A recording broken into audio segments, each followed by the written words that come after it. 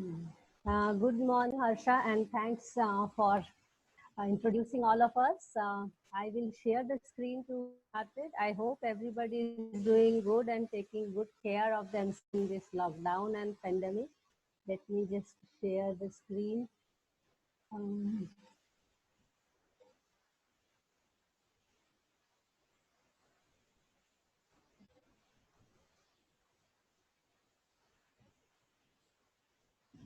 do you see the screen? Do you see the screen, Harsha? Upuli? Do Yes, you we see do the see, screen? we do see Okay. the screen. Yeah, thanks. And how can I get rid of this? Lot of admit window is coming on my screen. Uh, can I get rid of them? Okay, it's not there. Because, okay.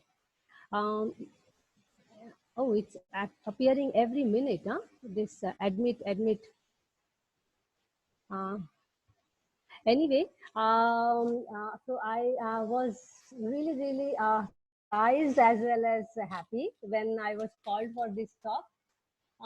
I'm going to talk today about planning must return to conceptualization, and I will defend my point on that. Uh,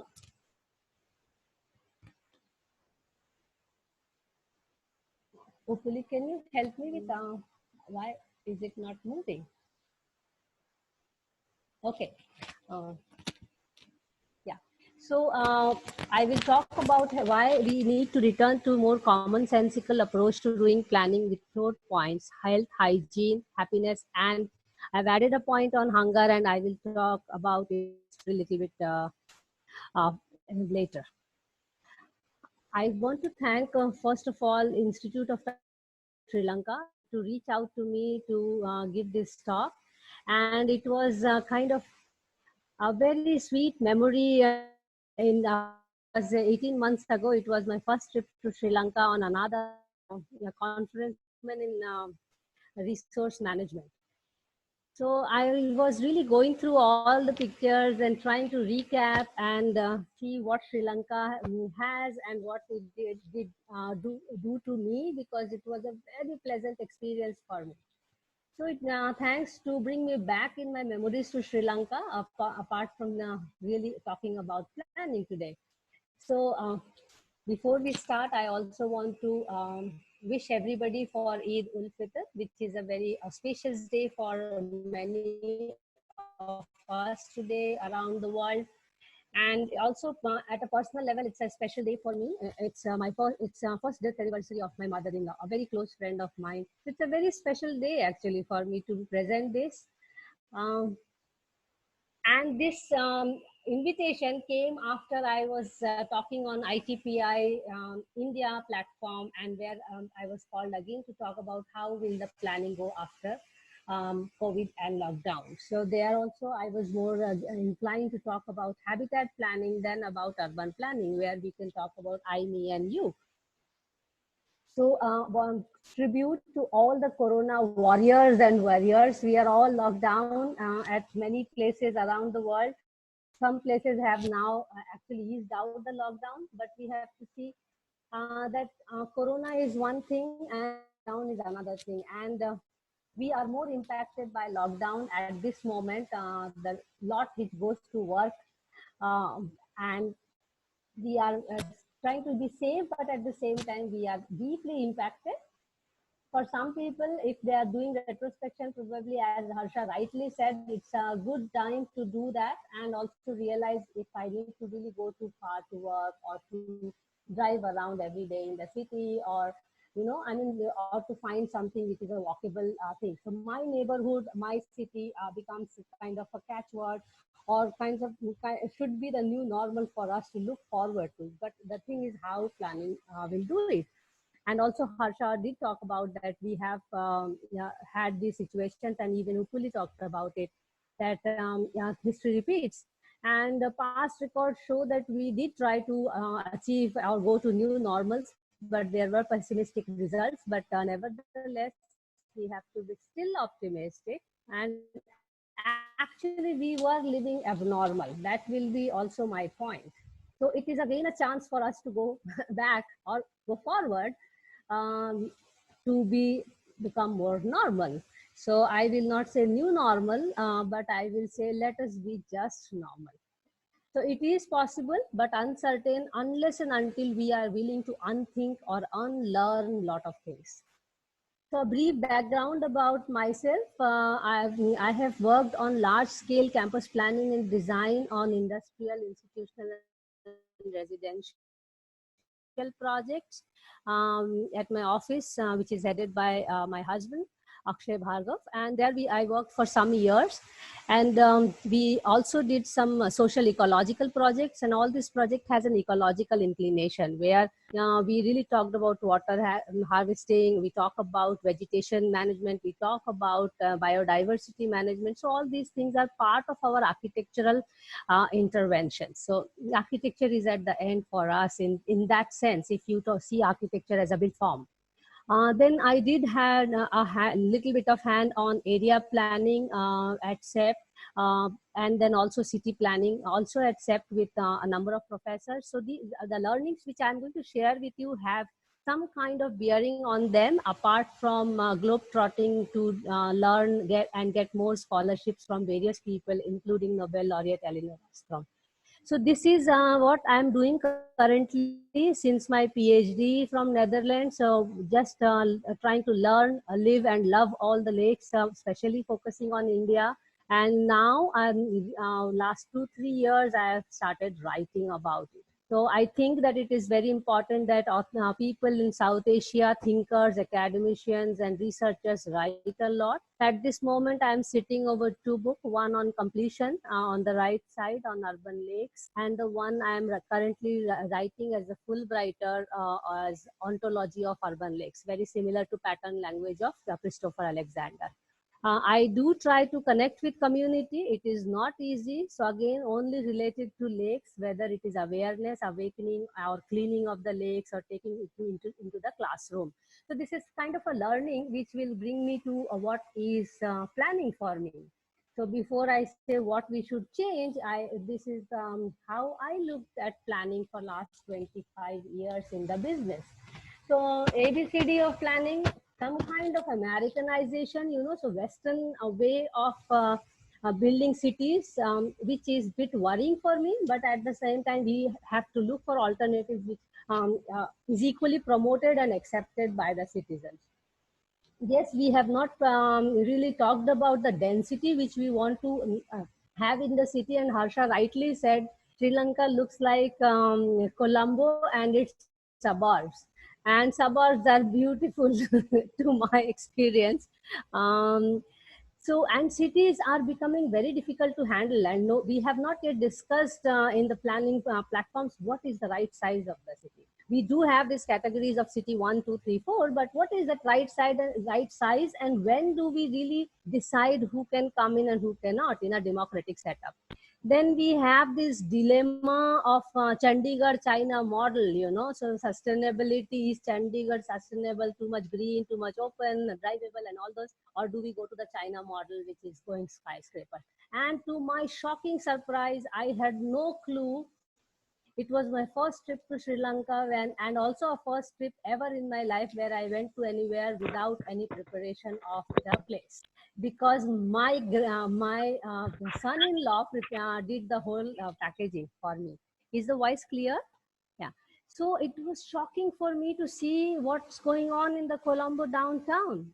The China model, these, what are they doing in front of these 1 or 2 storied buildings, these towers of 50 story or 40 story. But anyway, so somewhere we are between learning from masters, we are yet to learn from mistakes. And then we have yet definitely not managed to do take care of the poor people in the society. So that's a Dharavi model. To the XYZ of planning, we have realized now, more importantly in the pandemic, that essentials are definitely housing, healthcare, basic services, and now IT. Non-essentials have become a lot of things which have actually were the focus of planning. So we have to really look at it. Then there are gray areas which feed into planning essentials and non-essentials, which are governance, accountability, democracy, capitalism, and consumerism. So this is kind of sums it up to me what is planning. So if I have to reflect, there is a realization that somewhere we were living abnormal, as I said before, and these events tell us more or endorse that we were not having a good kind of a living style where there is a lot of discrepancy and also differences in class of living, which is manifested through architecture and built form. And whenever these disasters come, as we all are talking at this moment, also I know millions of poor people in India are walking on the streets trying to go back to home. So disasters then expose these kind of fractures in the society. So we need to do that reflection, but at the same time it is also an opportunity to reform and reselect, and that reform has to happen both individually as well as collectively. Both are equal and both are important, I will say. So we have concerns. If I have to reflect, then I have serious concern, and this is a very strong statement, please pardon me for that. And I am also victim of that. I will say that planning suffers from poverty of imagination.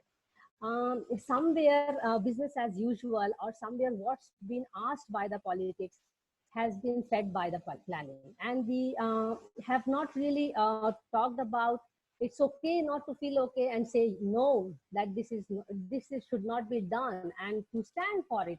I was trying to look at if planning profession has ever gone for a campaign or a mass revolution that this is not acceptable in that city. I could not find it. If anybody finds it, please enlighten me. We have been kind of a submissive to what has been asked to do. That's where we need to dare to dream, and we need to go big, and we need to really think about something which is for us. Another problem which I find time and again in our profession, I say our profession, actually I have planning from Cambridge, but I don't practice independently as a planner. I don't practice either as an urban designer or architect at this moment now. I'm just a human being trying to do a little bit of what I can. There is some kind of a problem in framing the problem. For example, I will give very common issue which planning caters to, that is housing or development. So development, when we talk about, and housing, when we talk about, for housing we often talk about, oh, there are a lot of poor people in the city, we need to do something about them. There has been hardly talking about how people are holding properties in the city. For example, Ahmedabad has nearly, Ahmedabad, Bangalore have highest vacancy rate in the city. So somewhere development is kind of a skewed notion. And again, it is because we are politicizing the science, and planning has been very good in that. I mean, we see a magnanimous amount of reports being produced every year. Then we are also scientizing the politics, so leaders come with an idea and we try to endorse it and help them enforce it. And currently a lot of projects like that are going around in the country. So this is development, and to my surprise, it is kind of a looking futuristic as we teach also. That's also my worry, that we teach students that this is what is futuristic. But I did not expect this in Colombo. I mean, it was just a shocker for me. But nevertheless, I was wondering who are going to use this development. And I will bet on that there will be aliens for this development. The people who are living in front of these buildings are not going to be used to, use the building. So I don't know for whom are we are making this. China is famous for ghost towns, so probably Colombo is making a mini ghost town. Investors. So we are not questioning the investor. So that's something which we need to change. I have some problem with the slide movement. Okay. So redevelopment, that's the defense mechanism for development, that we are redeveloping the old and what is really not functioning well. I agree with that. but what kind of redevelopment, who decides the density, how do you shoot the density from X to Y without really considering the supporting infrastructure? That's a question mark we need to answer. Then there is a lot of this green development fancying, and I was actually laughing at this tower, that why is it green? Is it because of the green? I just asked to myself. And is it because it wants to merge with the nature? Why is it like that? So it is just to really question myself, what is green for us now? But if you look at the skyline of Colombo, sorry, this does not suit there. So to me, green is green, but we do misinterpret. So I'm trying to show this how planning education and planning practice really look at these things. So looking for new normal, my take, actually post-pandemic, we may not change, but we have to change. That's the point why we are discussing here. So how do we change? We need to really realize that this is an alarm bell, wear different hats, and do some innovation. Planning needs really innovation and needs dreaming actually. Be irrational. This is for students also. I was told by Jagat yesterday that there are a lot of students who are going to attend. So I hope I managed to motivate them. So please do not shy away from thinking about wild ideas when you are a student. Because if you dream, if you have ideas, there will be people to operationalize those ideas. So here I conceptualize those idea of how planning should go. And it is very humanistic, not superhuman kind of thing. We don't have to build anything or what the Hollywood movies show. So we can simply focus on citizens' health, hygiene, happiness. And I have added hunger because 2 days ago I read a news and it was very moving. I am reading a lot of news about this lockdown and poor people, that a man on the street was eating dog carcasses out of hunger. And that's not acceptable in a society where the society is talking about reaching to 5 trillion economy, and talking about going to moon. And if we cannot feed a farmer who is in the city, there is some problem in our thinking. So solutions, we do look in planning for housing, environment, social and physical. This is a conventional way. I will break that idea also in my presentation today. To say that we need to start changing from the text of the planning ethos and education. So every institute has to first really rephrase their own vision, mission and all, which is very important because that's gets percolated up to the bottom or ground level. We need to link planners, architects and designers not only within themselves as a profession, but also link these things into spatial development, how health can be achieved through certain kind of development. And all these theories are there. We don't have to rebuild theories actually. Then educate young planners on that and keep checking from time to time if we are changing our mindset. Mindset changing in education and practice is important.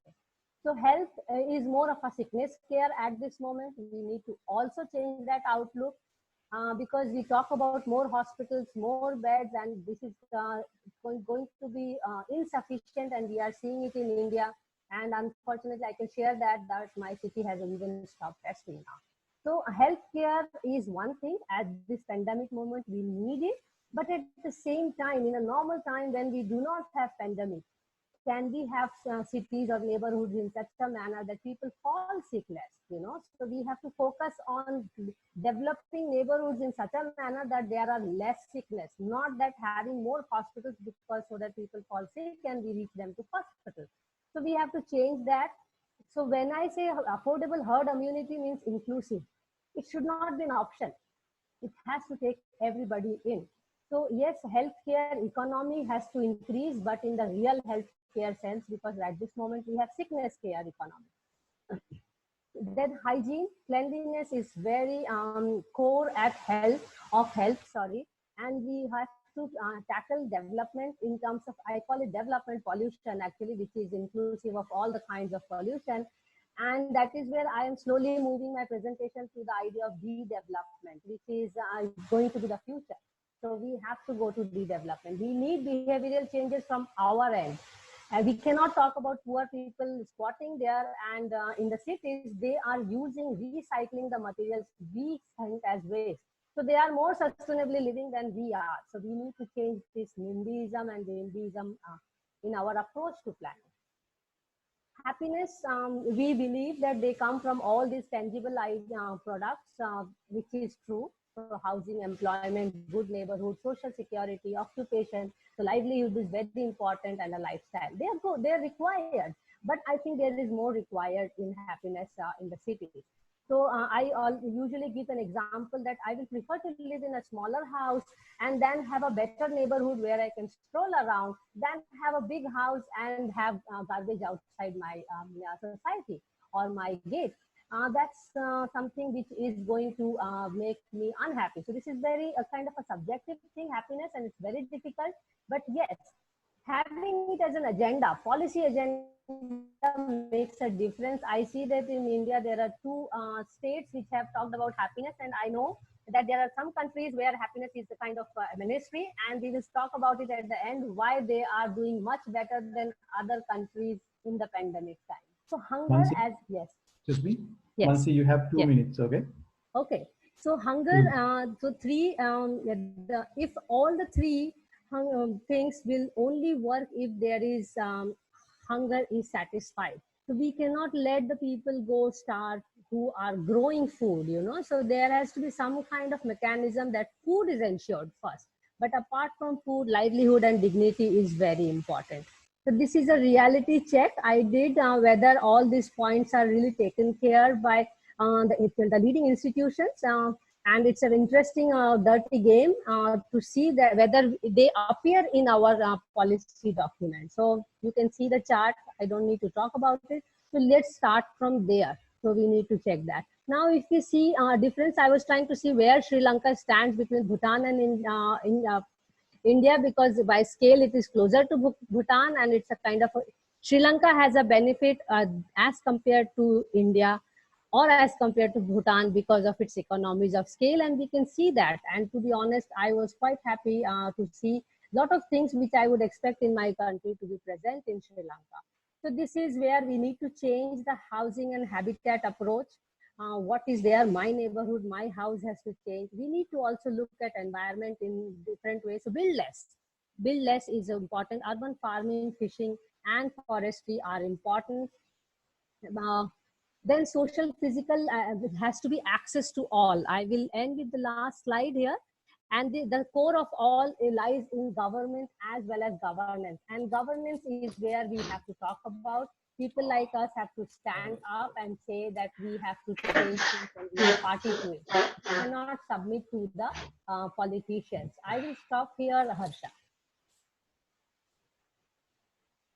I think the last slide is a very interesting one, very impressive one, because this shows that our governance is not sustainable at all.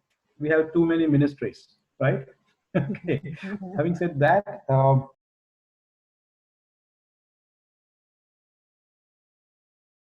Yes, thank you. And I will take this opportunity to actually show what behavioral changes I was wanting to share. I ran out of time, so I will now share the remaining few slides I have to show what behavioral changes we need to bring. I think one of the behavioral change, can you see the slide?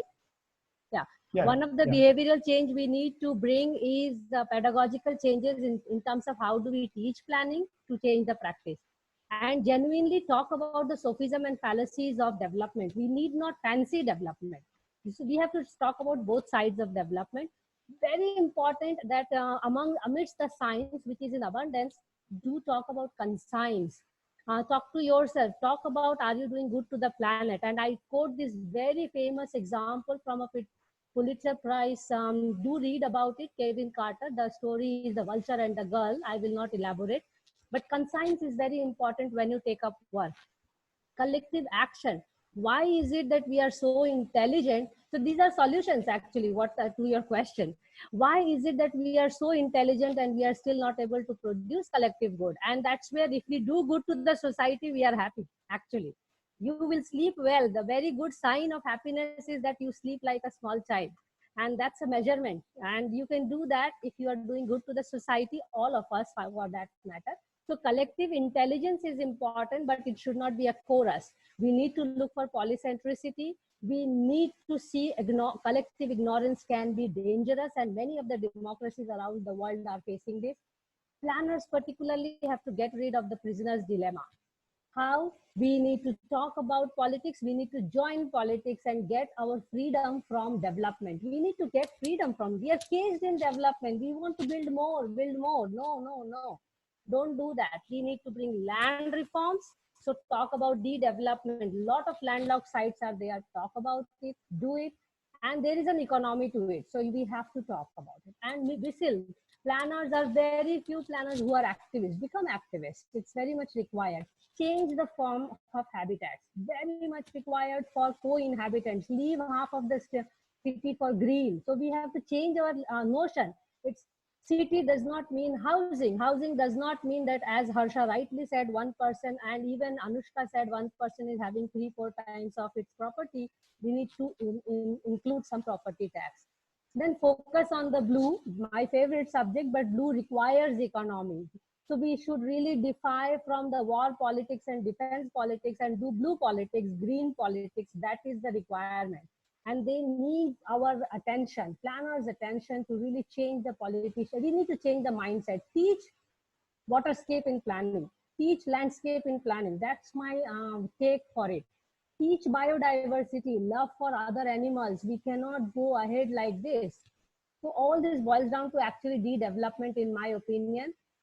And we have to really think whether we are going to turn to villages and turn them into smart city-like villages. We have to be very careful. Do not rush to village, making them for cities. So these are the lessons. SDGs, there are 17 SDGs, but all SDGs are located to the consumption pattern of us. So again, behavioral change, this is where it is required that if we change our way of looking at things and doing things, we change all the SDGs, particularly sustainable and livable cities. Planners really have a big magic wand in their hand with the colors they use. De-development is the way. And how do you do it? Just have women, more leaders in this. Equality is required, and that's where I left it for the last slide, actually, for my presentation. All these ladies, by the way, I related it with their countries. Germany has Ministry of Happiness. New Zealand has Ministry of Well-being and Budget. Iceland has Happiness and Well-being. UAE and Bhutan also, but it's not about women leaders, but others as well. So it has to also percolate from the top that we mean well-being and happiness. So it's about, good intent. So I will stop there. It is because gender empowerment, power is very important now, and gender empowerment is equally important. So it's summing up, all the 4H, not only happiness, but how do we achieve all the 4H? Thank you. Right. Thank you very much, Manasa. It was